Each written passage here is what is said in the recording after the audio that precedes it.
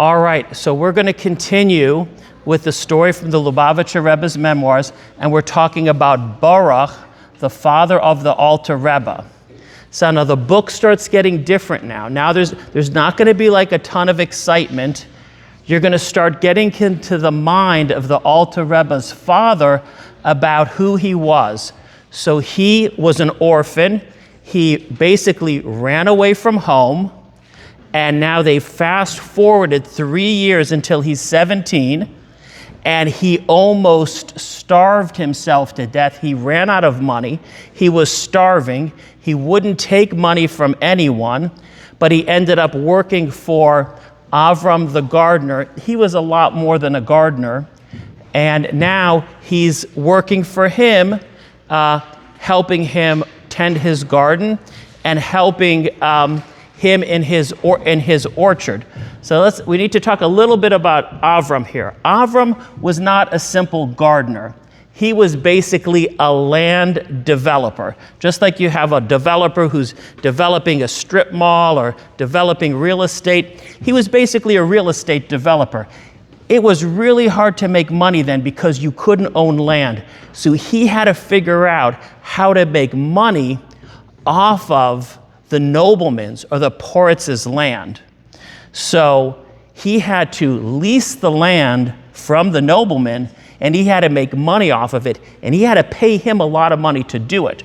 So the nobleman, the Moritz, he had orchards. He could have just sold the fruit himself, but Avram paid him a lot of money in advance, and he had to turn around and make money off of that. He had to really sell these orchards, pack the fruit, ship it, get it to market, and make a profit. And he could do that because he was a really good businessman. I mean, this guy was sharp. And the Moritz, these weren't easy people to deal with. So he hires Baruch to help him out. And one of the reasons why he hires Baruch is because Baruch really works hard. This guy's a really hard worker. So he hires Baruch to watch the orchard because people are going to try to steal fruit or animals could come in. So you need to have a watchman watching the orchard so things don't get stolen. And Baruch says, okay, this is great. It's really easy work. He can learn Torah as much as he wants. He can go daven in the morning. He can go daven in the evening. And he makes all the arrangements that he thinks he can to be in alignments with Torah. So he's doing it, and then he realizes, oh my God, I did everything except one thing. No, he was watching the orchard on Shabbos. He says, oh my God, I'm not allowed to work on Shabbos. I didn't make arrangements with Avraham to say, hey, on Shabbos I'm not working, even though he's basically not doing it. He's just sitting in the orchard. And I didn't make arrangements not to get paid. It really wasn't such a big deal. But guess what? He took it so hard on himself. He says, that's it.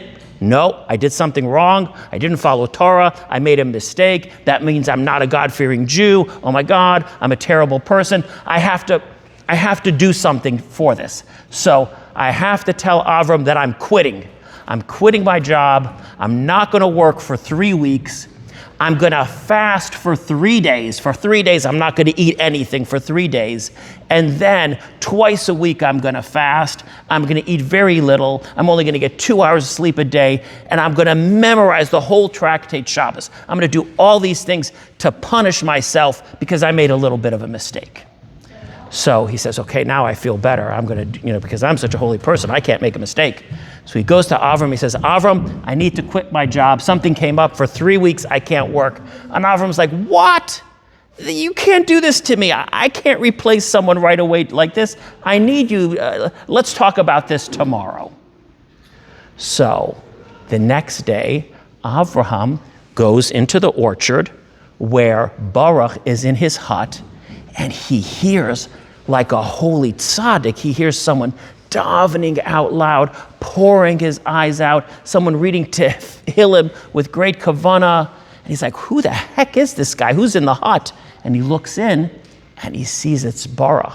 And he just quietly listens to him.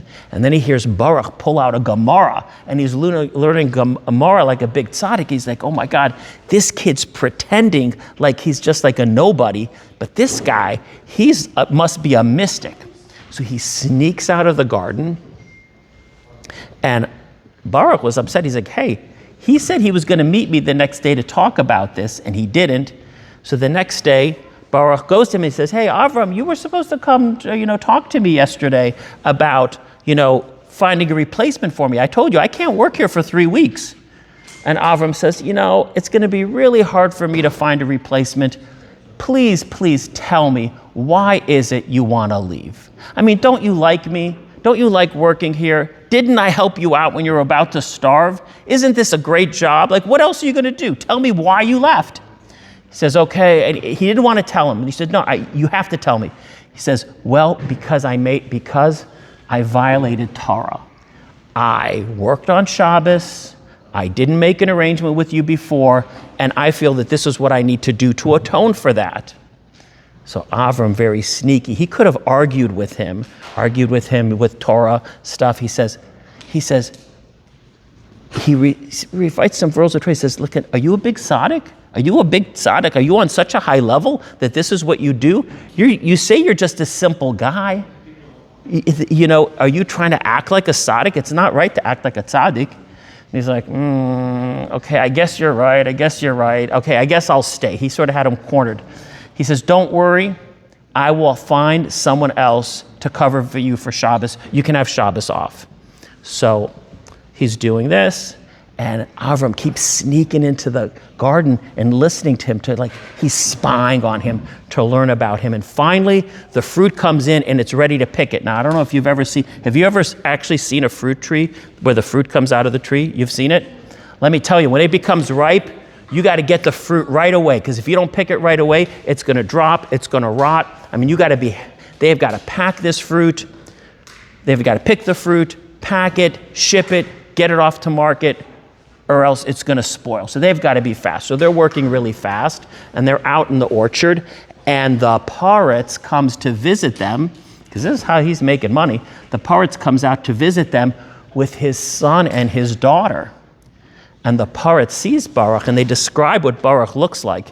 And Baruch is tall, very broad shoulders, very strong, and he has these amazing eyes. And the Frierdiker Rebbe describes what his eyes are like, they're like the Rebbe's eyes. Everyone talks about how the Rebbe had these amazing, penetrating blue eyes. Well, Reb Baruch was that way. And people who describe the Schneersons, who have seen the Schneersons are very strong. Baruch was very handsome, very strong, and had these penetrating eyes. And when the nobleman saw him, they was like, ooh, they were really impressed by Baruch. And they started talking to him, and he spoke a fluent Polish, which was very rare. Like even nowadays, if you see like very big holy people and whatnot, and you talk to them, they don't speak English very well. They have, they speak like with a Yiddish accent. These people spoke Yiddish. There weren't too many people who spoke a fluent Polish. And he spoke a perfect fluent Polish. And they were like, wow. They were very impressed by him. And there was something that made him very uncomfortable. You know what that was? The nobleman's daughter was looking at him like, I like this guy. Ooh, he's really handsome. Ooh, he's really cool. And she was trying to get to, know him and talk to him. She was putting some moves on him, and he blushed. And he was like, I don't really like this at all. And he wouldn't talk to her, and he would only talk to her brothers. And they're like, you know what? We would really like you to come to our palace so we can get to know you better. And he was like, well, I really don't want this. And they kept the next day, like, no, we really need you to come over to our palace. And he really didn't want to do that. So he's in the orchards all alone at night, and guess who comes? The nobleman sends his guards or whatever, his servants, to get him. And he says, nah, I'm sorry, guys, I can't go to the palace. It's my job to watch here. So they bring people to watch him with dogs, and they say, oh, no, you're covered. You have to go. So he has to go to the palace, and he's like, I really don't want to be here. And it's sort of, you have to, read the book, he's basically saying, I'm not going to take my hat off, and he's telling them, this is why a Jew has to keep his hat covered, and you have to serve Hashem, and he's just like really talking and talking and talking about the service of Hashem. It's a little unusual because that's not usually the way someone would talk. So I'm going to give you a little bit of interpretation. Baruch is a little bit weird, okay? Everybody says, I've never met someone like him before. That can be a compliment. Sometimes that's not a compliment. Like, I've never met anyone quite like that before. Sometimes that can be a little bit negative. And he's a little bit of a strange guy there. So he's like going on and on and on and on and talking about Hashem to these non-Jewish people. And while he's doing that, he hears screaming. The nobleman had a little baby son, a little toddler, and he pulled over a pot of boiling water, and it scalded him, and they're running to help him. And he's like, okay, this is my moment to get the heck out of here. And he just sneaks out. But he tells Avram, I don't really like these people, especially the girl. Like, I don't know. I think they're going to come back and get me. I can't sleep in the orchard anymore. Avram says, okay, fine. Tonight you have the night off. Go sleep in town. I'll sleep in the orchard. So Avraham sleeps in the orchard. And guess what happens? He's right. The nobleman family came because they wanted Baruch to come. And the Avram said, sorry. Avram, he doesn't work here at night anymore, so you're not going to be able to find him. So anyways, they finally finish up the work. His job is done, and Avraham pays Baruch, and Baruch says, okay, I'm done, I'm leaving now, and he splits.